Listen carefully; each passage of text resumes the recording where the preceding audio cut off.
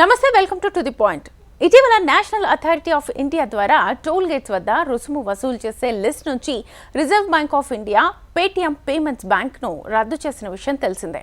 అయితే ఈ క్రమంలో మార్చి 15 తర్వాత వాహనదారులు ఎలాంటి ఇబ్బందులు లేకుండా ప్రయాణం చేయాలంటే మాత్రం ఆర్బీఐ సూచించిన బ్యాంకుల నుంచి మాత్రమే ఫాస్ట్ ట్యాగ్స్ కొనుగోలు చేయాల్సి ఉంటుంది. అయితే ఈ క్రమంలో ఇప్పటి వరకు పేటీఎం ఫాస్ట్ ట్యాగ్స్ యూజ్ చేసిన కస్టమర్లు వేరే అకౌంట్లో ఉన్న బ్యాలెన్స్లను ట్రాన్స్ఫర్ చేయడానికి వీల్లేదు కాబట్టి మార్చి 15 లోపు దీన్ని వాడుకోవాలి. మరి ఈ క్రమంలో పేటీఎం ఫాస్ట్ ట్యాగ్ అకౌంట్ను వేరే బ్యాంకుకు మార్చుకోవచ్చా లేదా రద్దు చేయాలా? దీని గురించి ఆర్బీఐ అసలు ఏం చెప్పింది అనే వివరాలను ఈ వీడియోలో తెలుసుకుందాం. పేమెంట్స్ కోసం ఆర్బీఐ సూచించిన బ్యాంకుల లిస్ట్ ఉంది. ఈ జాబితాలో Airtel payments bank, Allahabad bank, bank of Baroda, HDFC bank, Punjab national bank, SBI bank, ICICI bank, IDBI bank, Yes బ్యాంక్తో కలిపి మొత్తం 32 బ్యాంకులున్నాయి.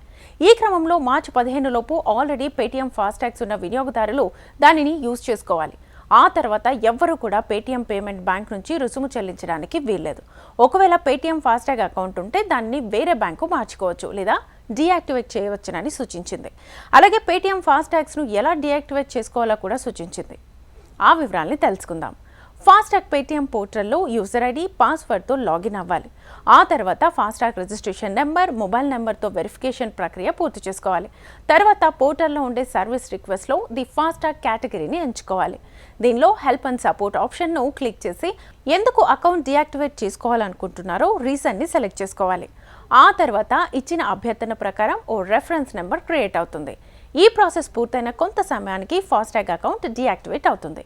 ఒకసారి ఫాస్ట్ ట్యాగ్ అకౌంట్ డీయాక్టివేట్ అయితే దానిని మళ్ళీ తిరిగి పొందలేం. కాబట్టి వాహనదారులందరూ ఇక మీద ఆర్బీఐ సూచించిన ఈ కొత్త నిబంధనలను పాటించాల్సి ఉంటుంది.